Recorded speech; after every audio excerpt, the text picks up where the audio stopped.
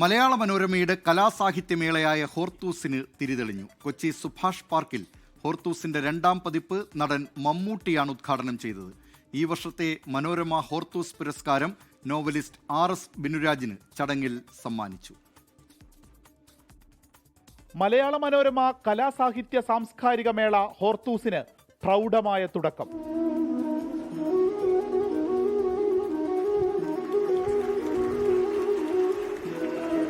ഇനിയുള്ള 4 നാൾ അക്ഷരങ്ങളും രാഷ്ട്രീയവും സിനിമയുമെല്ലാം കൈകോർക്കും. സംവാദങ്ങൾ നടക്കും. താൻ വിശ്രമമെടുത്തപ്പോൾ കേരളം നൽകിയ കരുതൽ സ്നേഹത്തോടെയോർത്ത് മമ്മൂട്ടി. എനിക്ക് വേണ്ടി പള്ളിയിൽ ഒരു മെഴുകുതിരി കത്തിക്കാത്ത, ഒരു വഴിപാട് കഴിക്കാത്ത, ഒരു സമയം പ്രാർത്ഥിക്കുമ്പോൾ എനിക്ക് വേണ്ടി ദുആ ചെയ്യാത്ത മലയാളികളില്ല എങ്ങും.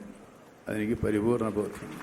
ഈ വർഷത്തെ മനോരമ ഹോർത്തൂസ് പുരസ്കാരം RS ബിനുരാജ് ഏറ്റുവാങ്ങി. മലയാള മനോരമ എക്സിക്യൂട്ടീവ് എഡിറ്റർ ജയന്ത് മാമൻ മാത്യു, മന്ത്രി P Rajeev, Lulu group chairman MA Yusuff Ali, festival director NS Madhavan തുടങ്ങിയവർ സംസാരിച്ചു. എൻ്റെ സുഹൃത്തും സഹോദരനുമായ മമ്മൂക്ക ആരോഗ്യത്തോടുകൂടി തിരിച്ചെത്തി എന്നുള്ളതിൽ നമ്മൾക്ക് വളരെ സന്തോഷവും സർവശക്തനായ ലോകസൃഷ്ടാവായ ദൈവത്തോട് നന്ദിയും പ്രകടിപ്പിക്കട്ടെ. നമ്മുടെ എല്ലാം പ്രിയങ്കരനായ മമ്മൂക്കയാണ് ഹോർത്തൂസ് ഉദ്ഘാടനത്തിൻ്റെ താരം.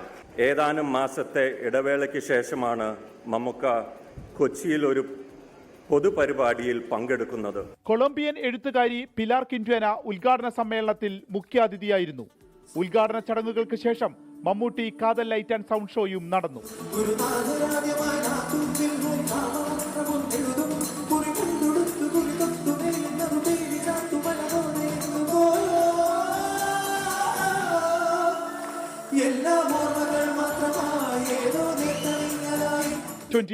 കൊച്ചി.